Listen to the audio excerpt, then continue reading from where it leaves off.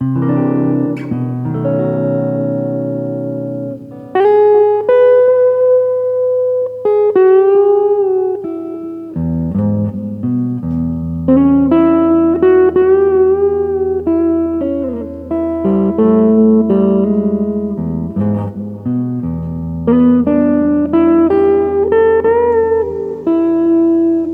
it's Paul. Welcome to Case 4 of Effusion Immunohistochemistry.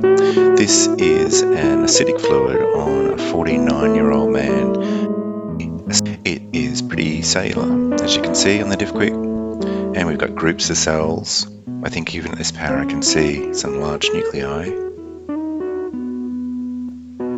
especially groups like that.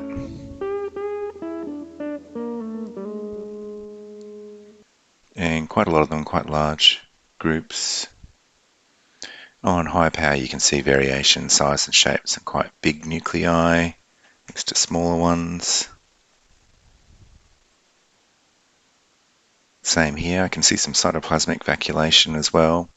And with this degree of variation nuclear size, I'm thinking more, that's possibly collagen there, but I'm thinking more adenocarcinoma than mesothelial cells, because there is quite a bit of variation. I can see maybe some eccentric nuclei there as well, and definitely some eccentric nuclei here, especially on that edge. This is like a kind of crowded sheet. So it's definitely malignant. Large groups of cells showing variation nuclear size. And look at the nuclei sort of arranged to one edge of the cell here. There's almost like an acinar in the middle.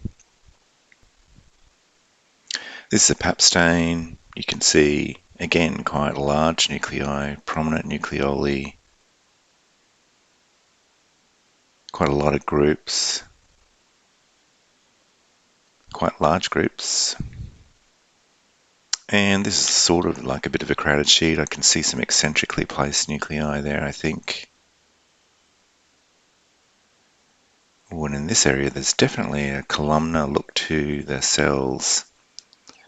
See, these ones down here especially have a kind of elongate shape, and even the nucleus is a bit elongate. Yeah, these ones here. And more of that here. So this is looking like sort of tall columnar type cells. They've got prominent nucleoli as well, but a real elongate shape to them.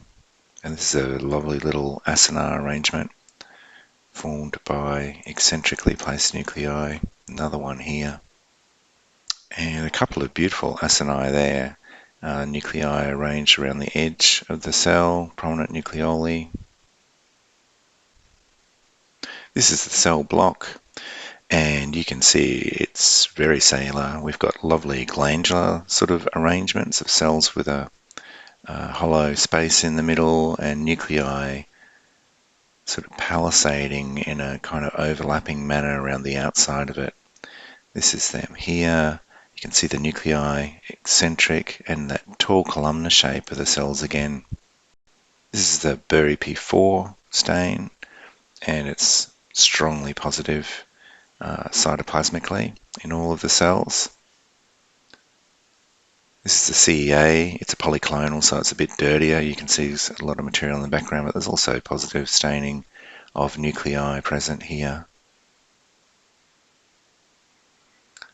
This is CDX2. It's a nuclear stain, and you can see again strong positivity in almost all of the cells present here. So what have we got? We've got groups and acini of tall columnar cells. They have eccentric nuclei, quite a lot of cytoplasm, hyperchromatic but variably sized nuclei with prominent nucleoli, and there was a bit of cytoplasmic vacuolation, but very prominent sort of acinar formation. Immunohistochemistry, which I didn't show you, was negative for cytokeratin 5 and for calretinin, meaning there were not mesothelial cells there. EMA was positive cytoplasmically. And then we looked at the Berry P4 and the CEA, both strongly positive, and CDX2 and villain are both markers that were positive. I didn't show you the villain. And so that would be consistent with a colonic primary. So colonic primaries classically have tall columnar cells and express CDX2 and vilin. And so in this case we were able to confirm it's adenocarcinoma and give an indication of possible primary site, which would be the lower gastrointestinal tract.